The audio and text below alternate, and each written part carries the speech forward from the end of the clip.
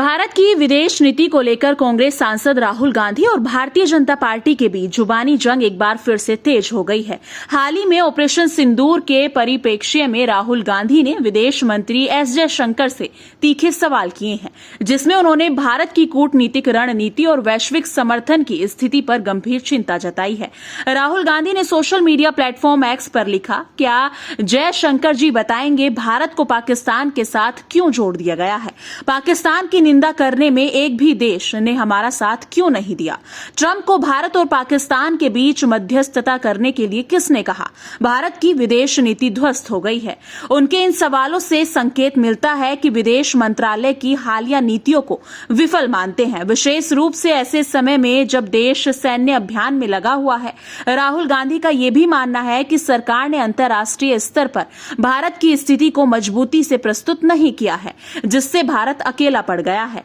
भाजपा ने राहुल गांधी के इन बयानों पर तीखी प्रतिक्रिया दी है। पार्टी ने उन्हें निशाने पाकिस्तान करार दिया और कहा कि वो बार बार भारतीय सशस्त्र बलों की वीरता को कमतर आंक रहे हैं। भाजपा नेताओं का कहना है कि राहुल की ये टिप्पणी गैर जिम्मेदाराना है और इससे देश की सुरक्षा और चल रहे सैन्य ऑपरेशन को नुकसान पहुंच सकता है। भाजपा प्रवक्ताओं ने कहा, ऑपरेशन सिंदूर में भारतीय जवान अपना सर्वोच्च बलिदान दे रहे हैं और ऐसे समय में राहुल गांधी की टिप्पणियां न केवल सियासी हैं बल्कि राष्ट्र हित के विरुद्ध भी हैं। राजनीतिक विश्लेषकों का मानना है कि ये विवाद केवल विदेश नीति तक सीमित नहीं है, बल्कि 2024 के लोकसभा चुनावों के बाद बनी नई राजनीतिक परिस्थितियों का भी प्रतिबिंब है।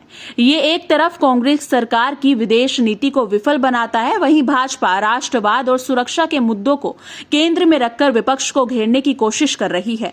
कुछ कूटनीतिक विशेषज्ञों का मानना है कि अंतर्राष्ट्रीय स्तर पर भारत की स्थिति जटिल है और चीन पाकिस्तान के समीकरणों के बीच भारत को रणनीतिक रूप से सतर्क रहना पड़ता है।